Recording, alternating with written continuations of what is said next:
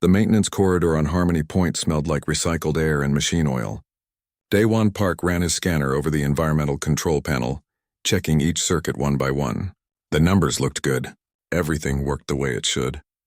That was his job. Keep the station running. Keep the air clean. Keep the water flowing. Simple work. Quiet work.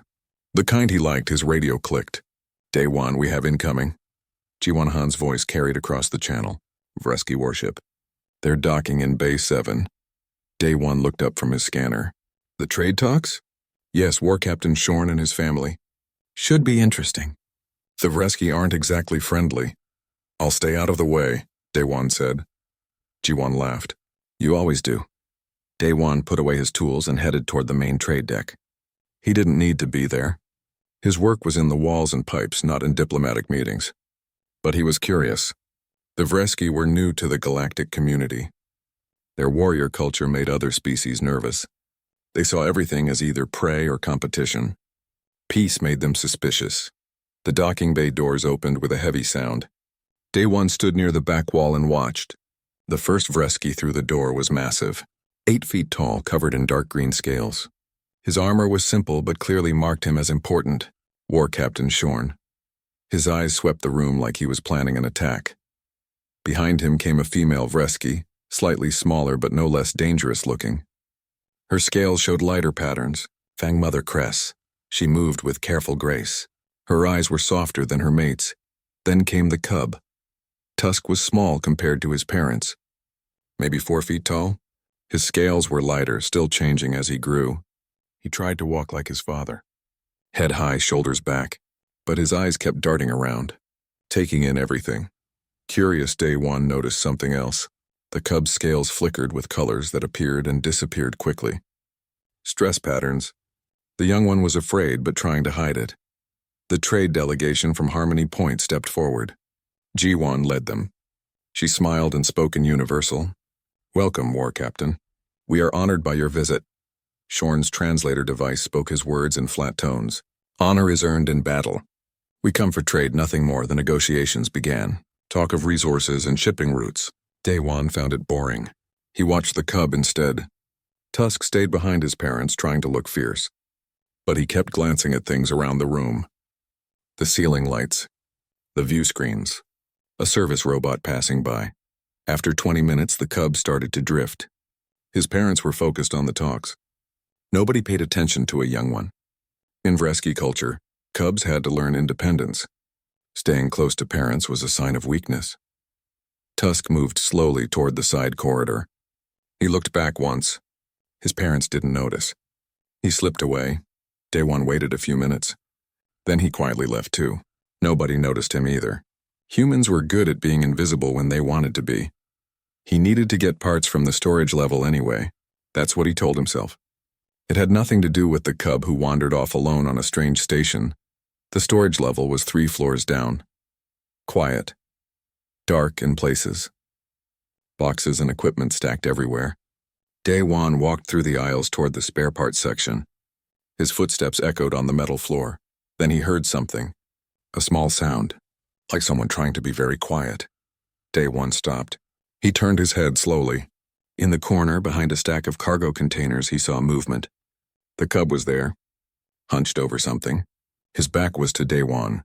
Daewon took another step. The cub's head snapped up. Tusk's scales flashed bright yellow. Fear. He quickly shoved something behind his back and pressed against the wall. For a moment, they just looked at each other. The cub's eyes were wide. His breathing was fast. Daewon could see his small claws digging into whatever he was hiding. Daewon didn't say anything. He just nodded once like people do when they pass each other. Then he turned and walked away. His footsteps echoed as he headed to the parts section. But he had seen it. Just for a second. A small mechanical bird, silver and blue metal, beautiful craftsmanship. And one wing hanging loose and broken. Daewon found his parts and headed back up. His mind kept returning to that image. The cub's fear. The hidden toy. The broken wing. That night, Daewon sat in his small quarters. The photo on his wall showed a young girl with dark hair and a bright smile. She held a mechanical butterfly. He had made it for her 7th birthday. He touched the frame gently. "I saw a kid today," he said to the photo, hiding something he loved. Afraid someone would find it, the photo didn't answer. It never did. Day one pulled up the station database. He searched for Vresky cultural information. It took a while, but he found what he expected. The warrior culture didn't allow toys. Children were raised hard. Soft things were forbidden. Cubs who showed too much emotion were considered weak. Weak cubs didn't survive. He dug deeper into the logs. 3 weeks ago, War Captain Shorn had confiscated items from his son's quarters, listed as inappropriate materials for a warrior cub. The items were supposed to be destroyed, but the cub had stolen the toy back. Hidden it on the station somewhere. Came to visit it when he could. Daewon looked at his daughter's photo again. She had loved broken things. Said they weren't really broken, just waiting for someone to care enough to fix them. He stood up and went to his workshop. It was small but organized. Tools hung on the walls, parts sorted in boxes. This was where he made sense of things, where broken became whole again. He pulled out his smallest tools, the ones for delicate work. Jeweler's tools, micro-welding kit, fine wire, tiny gears. Tomorrow, he would need to go back to the storage level. For maintenance reasons, of course. Checking the environmental controls, making sure everything worked properly. If he happened to walk past a certain corner. If he happened to see a certain broken toy. If his tools happened to be with him, well, that would just be coincidence. Daewon set his alarm for early morning, before the station fully woke up, before the trade delegation started their next session, before a small cub might come to check on his hidden treasure. He looked at his daughter's photo one more time. "I know you'd want me to," he said softly. "You always did." The mechanical butterfly in the photo seemed to catch the light, its wings forever frozen in mid-flight, perfect and beautiful, made with love. Tomorrow another broken wing would fly again, not because anyone asked, not because there would be reward or thanks, but because some things were worth fixing, some secrets were worth keeping, and because a human engineer remembered what it meant to care about small, fragile, beautiful things, even when the galaxy said you shouldn't, especially then. The storage level was empty when Daewon arrived. Station time showed 5 in the morning. Most of the crew was still sleeping. The trade delegation wouldn't start meetings until 8. He had time. His tool bag felt heavy on his shoulder as he walked through the aisles. He knew exactly where to go. The corner behind the cargo containers, where a small cub had hidden something precious. Daewon reached the spot and looked around. Nothing. For a moment he thought maybe the cub had moved it, maybe taken it back to his ship. But then he saw it, behind the container in the shadows. The mechanical bird. He knelt down slowly, set his tool bag beside him, reached for the toy with careful hands. It was more beautiful up close. Someone had made this with real skill. The body was smooth silver metal. The wings were blue, each feather carved in detail. The head turned on a tiny joint.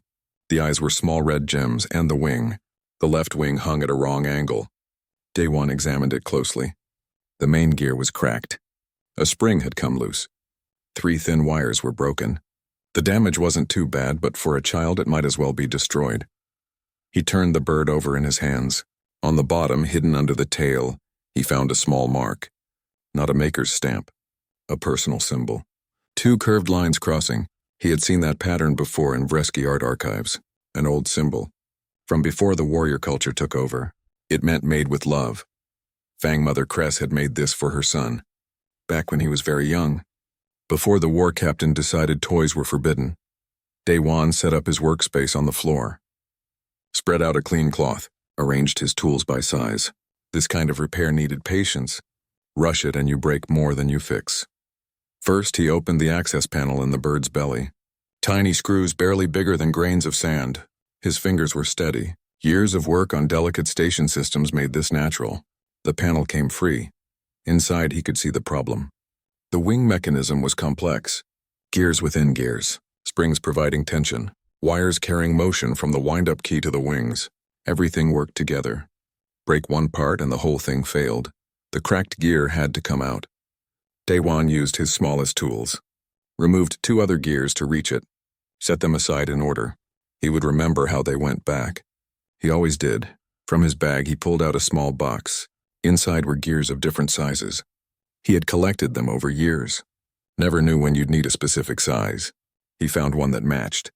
Not exact, but close enough. A little filing would make it perfect. 20 minutes of careful work. File a bit. Test the fit. File more. Test again.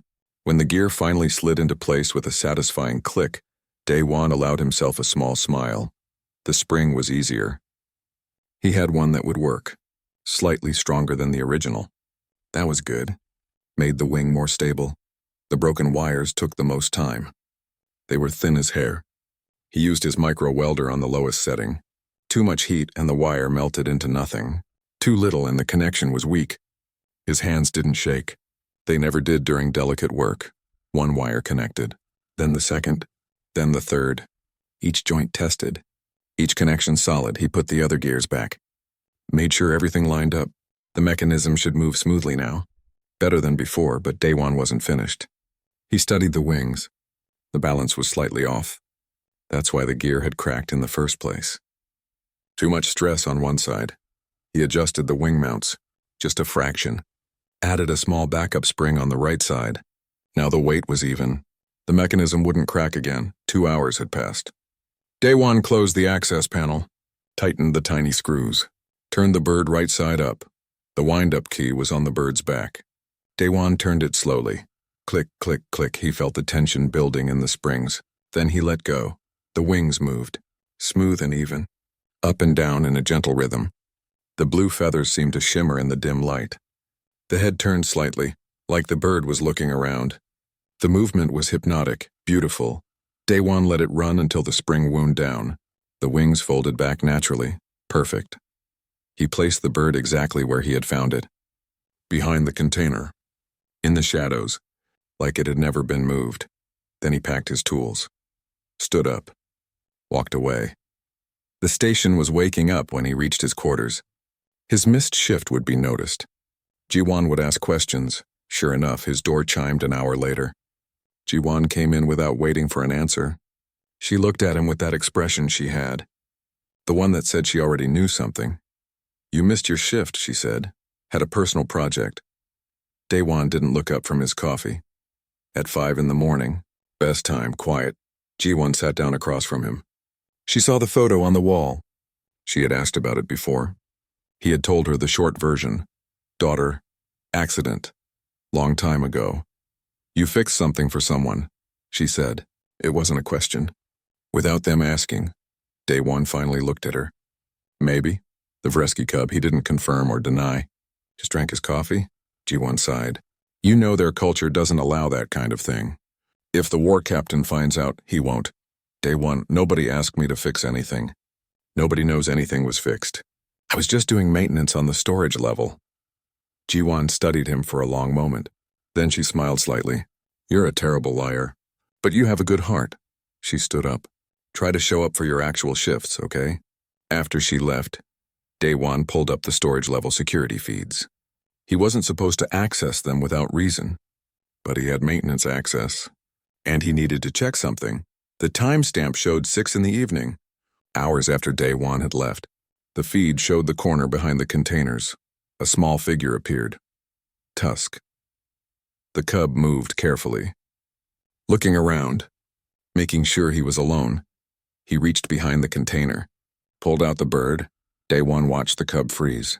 Even on the low-quality feed, he could see the scales changing color. Confusion, wonder, fear, all mixing together.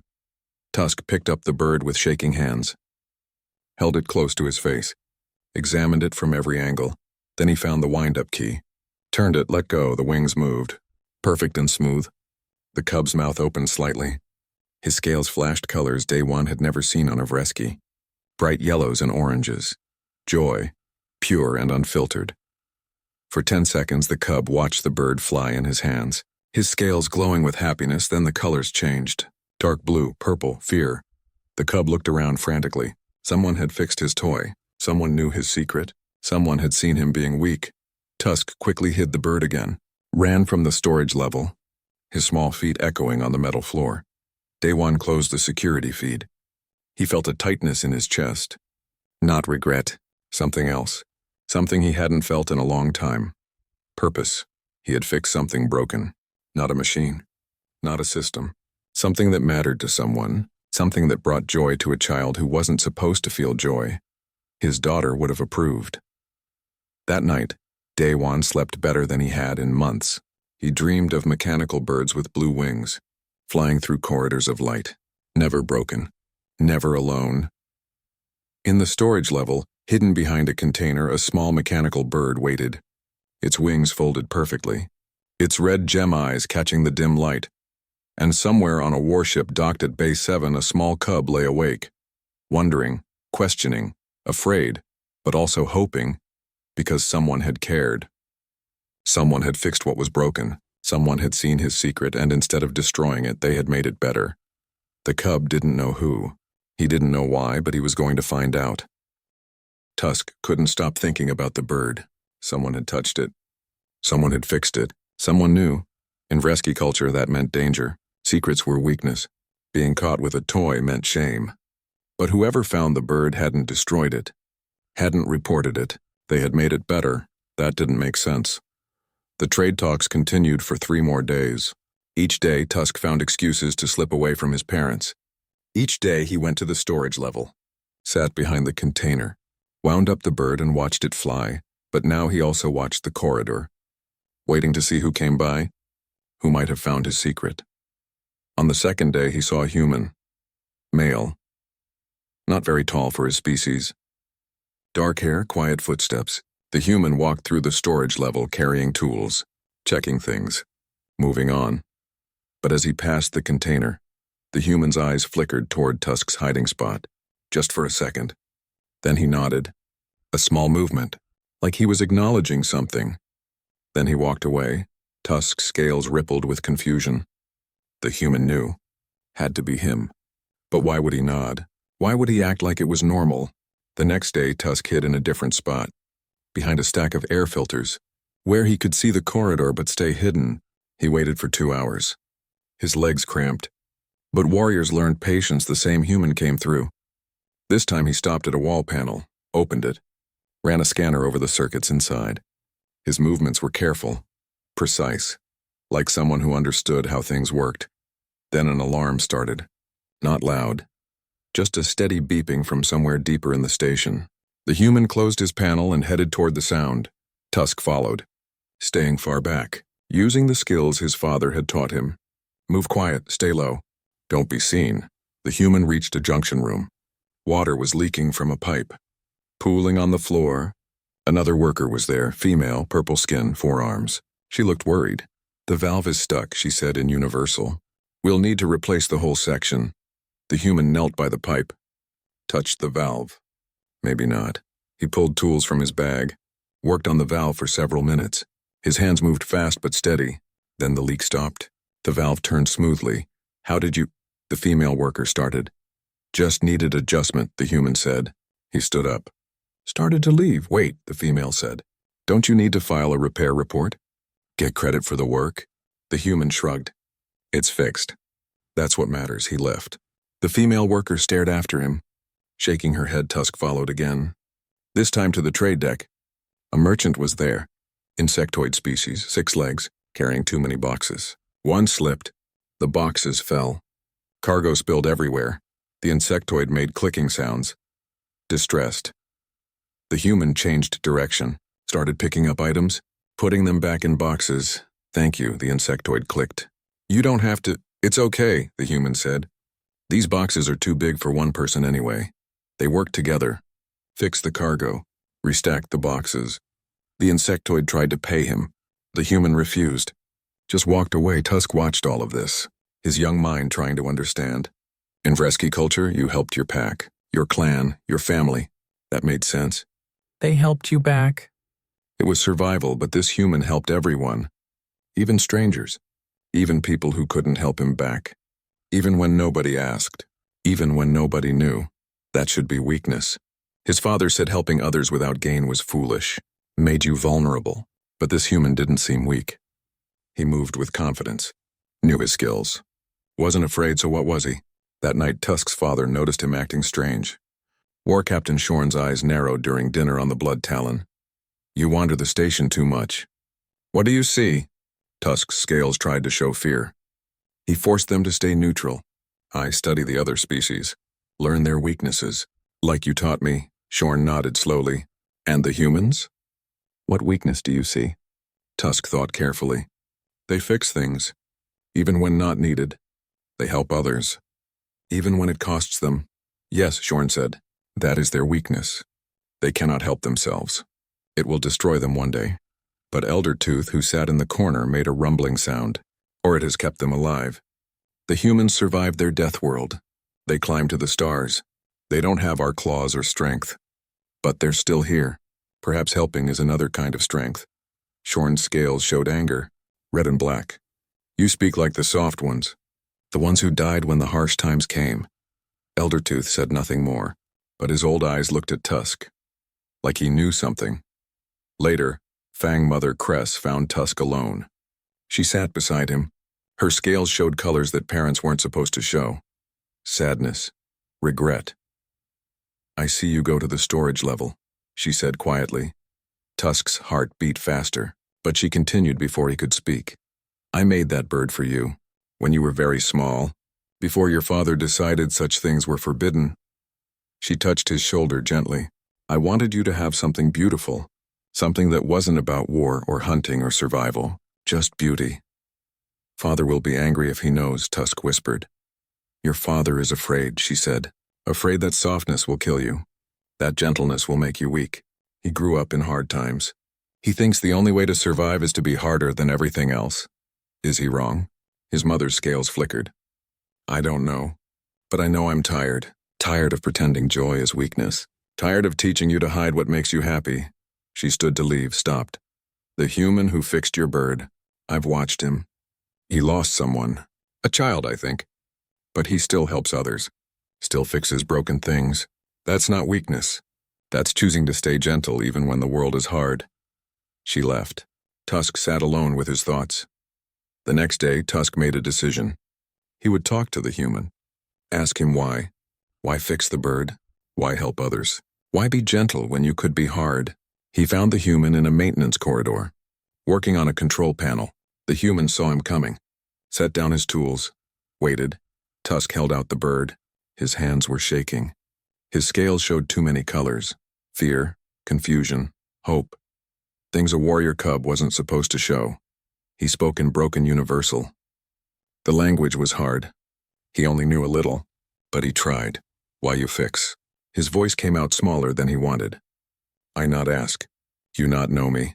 The human looked at the bird, then at Tusk. His eyes were kind, sad, understanding. Come with me, the human said. I'll show you. He led Tusk to a small room. His quarters. On the wall was a picture. A young human female, smiling, holding a mechanical butterfly. The human touched the picture gently. My daughter. She died 3 years ago.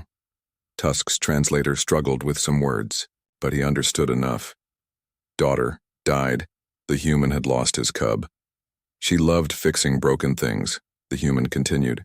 He spoke slowly, used simple words, like he knew Tusk was still learning. She said they weren't really broken, just needed someone to care. The human knelt down, eye level with Tusk. She would be sad. Sad to see a child hide something beautiful, hide it because others say it's wrong. Tusk's throat felt tight. Vresky warriors not love toys. Toys are for weak cubs. Weak cubs not survive, the human tilted his head. Do you think I'm weak? Because I fix things? Tusk shook his head. No, the human seemed strong. Maybe not in body, but in another way. Then why is wanting to keep something beautiful weak? The human asked. Tusk didn't have an answer. His training said one thing. His heart said another. He admitted the truth. If father find bird again, I marked as soft. Maybe sent away. Maybe worse. The human stood, went to a shelf, placed the bird there carefully. I'll keep it safe here. You can visit any time. Nobody else needs to know. Tusk looked at the bird on the shelf. Next to small gears and tools safe protected, why you help me? He asked. You not my clan. You get nothing? The human smiled, sad but real. Because some things are worth doing even when nobody asks. Even when you get nothing back. That's what being human means. Tusk turned to leave. His mind was full of new thoughts. New questions. The world seemed bigger than before. More confusing. But also more interesting. He stepped into the corridor. And froze. His father stood there. War Captain Shorn. His face was hard. his scales dark with anger. He had heard everything. Before Tusk could speak, his father's hand grabbed his arm. Tight, painful. He dragged Tusk down the corridor. Back toward the docking bay, back toward the blood talon. The human called after them. "War Captain, please!" Shorn didn't look back.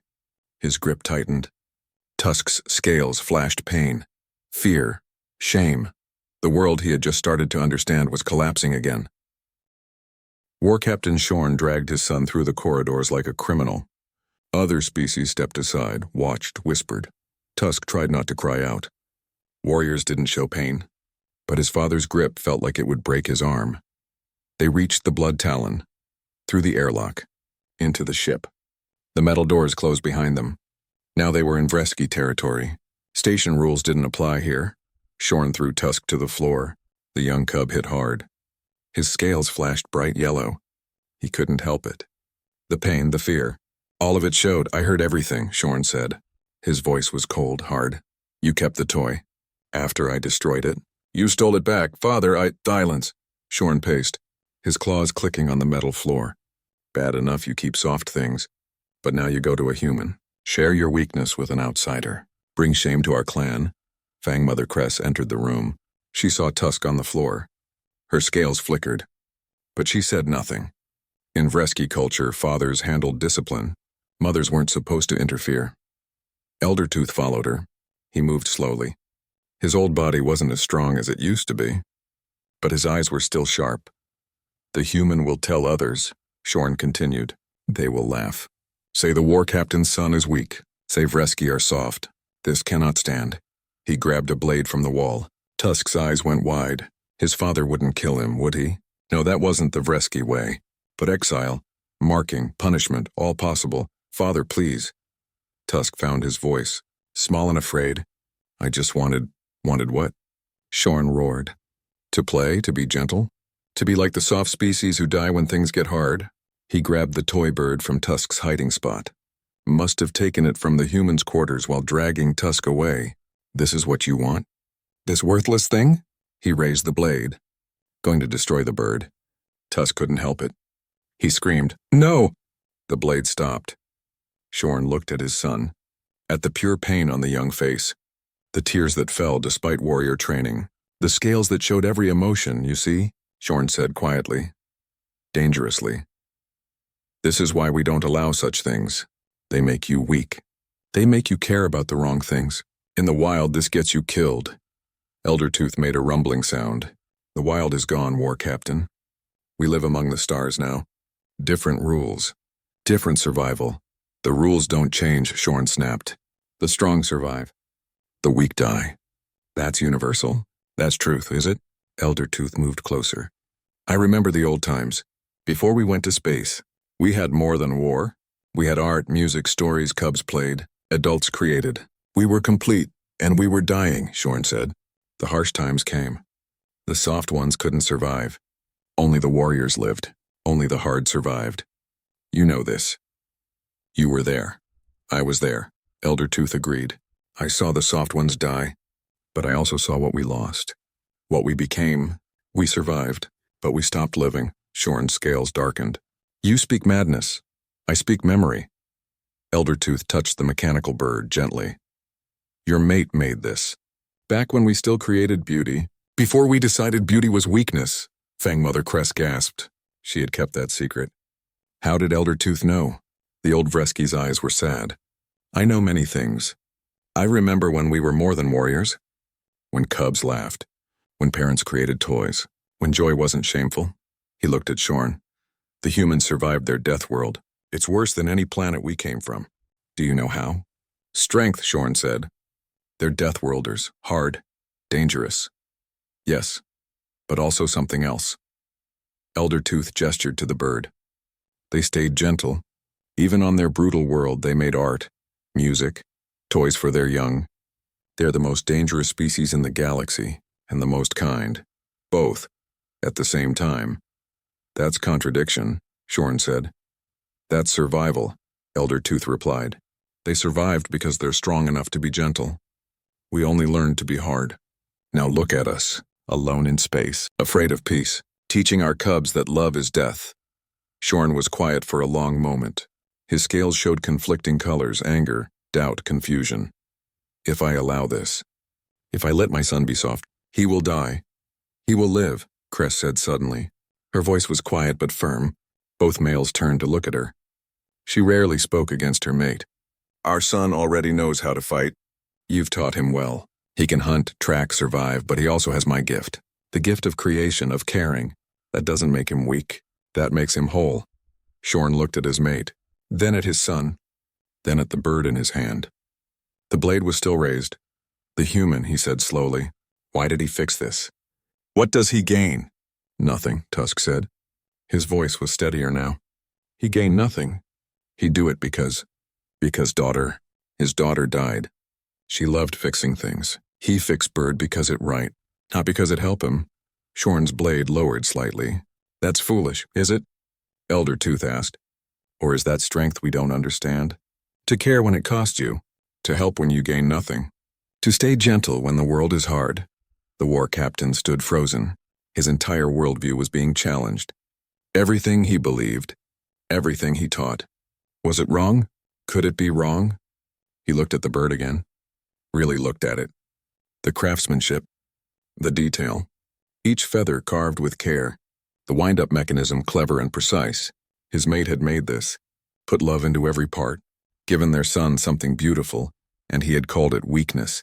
He thought about the human, the engineer, who fixed things without being asked, who helped others without gaining anything, who lost his daughter but still found ways to care. Was that weakness, or was that the kind of strength Fresky had forgotten? Shorn lowered the blade completely, set it down, picked up the bird with both hands. Gentle now, careful, he wound the key.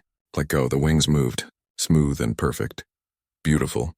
His scales showed colors he had suppressed for decades, not the reds and blacks of war, but softer shades, blues, purples, emotions he had been taught to hide. I don't know what to do, he admitted. His voice was raw, honest. I don't know how to be gentle. I only know how to be hard. Cress moved to his side, touched his arm. Then learn. We both learn, together. Elder Tooth nodded. The galaxy is changing, War Captain. The old ways kept us alive, but maybe now we need new ways to truly live. Tusk stood up slowly. His arm still hurt. His scales still showed fear, but also hope, fragile and small. But there, Father, he asked quietly. Shorn looked at his son, really saw him, not as a warrior in training, but as a cub, a child, someone who needed both strength and gentleness, both war and beauty. Come here, Shorn said. Tusk approached carefully. His father handed him the bird. Keep it, but also remember, the galaxy is dangerous. You need to be strong. Can you be both? Strong and gentle? Tusk held the bird to his chest. I try, Father. I try. Shorn's hand touched his son's head. Not gentle, but not harsh either. Somewhere in between. Learning. The human, Shorn said. We owe him. Fresky don't owe outsiders, Elder Tooth said. But perhaps that rule also needs to change. Cress looked at her mate. What will you do? Shorn was quiet for a long moment. Thinking, processing. Years of training and belief fighting against new understanding. Finally, he spoke. I will talk to him. The human. I will apologize if that's what one does. Elder Tooth smiled. The first time in years. That's exactly what one does. The next morning, Shorn would go to the human. Have a conversation that would change everything. But for now, in the quiet of the blood talon, a family sat together. A father learning that strength could include gentleness. A mother who no longer had to hide her creations. A son who could love a mechanical bird without shame. And on a shelf in the corner, the bird waited. Its blue wings folded, its red eyes catching the light. A symbol of something new. Something the Vresky had forgotten, but the humans remembered. That caring for fragile things wasn't weakness. That fixing what was broken was its own kind of strength. That sometimes the bravest thing a warrior could do was choose to be gentle. Daewon couldn't sleep. He kept replaying the moment in his mind. The war captain's face, the anger in his eyes, the way he grabbed Tusk, the cub's scales flashing pain and fear. He sat in his quarters at 3 a.m, staring at his daughter's photo. I made it worse, he told her. I tried to help and I made everything worse. The photo didn't judge. It just smiled. Like always, his door chimed. Daewon checked the time display. Who would visit at this hour? He opened the door. War Captain Shorn stood there, alone. No weapons visible, but Vresky didn't need weapons to be dangerous. May I enter? Shorn asked. His translator made the words flat, but Daewon heard the effort behind them. Vresky didn't ask permission. They demanded or they took. Yes, Daewon said. Stepped aside, Shorn entered. Had to duck his head through the doorway. In the small quarters, he seemed massive, but he didn't use his size to intimidate. He just stood, waiting. I came to speak, Shorn said, not to threaten. Daewon gestured to a chair. Shorn tried to sit. The chair was too small. He ended up sitting on the floor instead. Cross-legged, it should have looked ridiculous. A war captain sitting on the floor, but somehow it looked respectful. I don't understand your kind, Shorn began. You fix things. Help others. Ask for nothing. My son says your daughter died. Yet you still care about broken things. Why? Daewon looked at the photo on the wall. Because she taught me to. She said the world breaks things all the time. Someone has to fix them. But why you? Why your responsibility? It's not about responsibility, Daewon said. He searched for simple words. Ways to explain human thinking to someone from a completely different culture. It's about seeing something broken and knowing you can help. Maybe that's all being human means. We see broken things and we want to make them whole. Shorn's scales showed colors Daewon didn't recognize. In my culture, you help your pack. Your clan, not outsiders. Helping outsiders is foolish. They can't help you back. We don't help people because they can help us back, Daewon said. We help because it's right. Right? Shorn tested the word. What is right? I don't know how to explain it. It's just something humans feel. When we see someone in pain, we want to stop it. When we see something broken, we want to fix it. Even if it costs us, even if we get nothing back, Shorn was quiet, processing. Then, my son is weak. He loves the toy. Caring about such things will get him killed. Will it? Daewon asked. Or will it keep him alive? Your people survived by being hard. Humans survived by being both hard and soft. We can fight when we need to, but we also know when to be gentle. That's not weakness. That's wisdom. You speak like Elder Tooth, Shorn said. His scales flickered. He remembers the old times.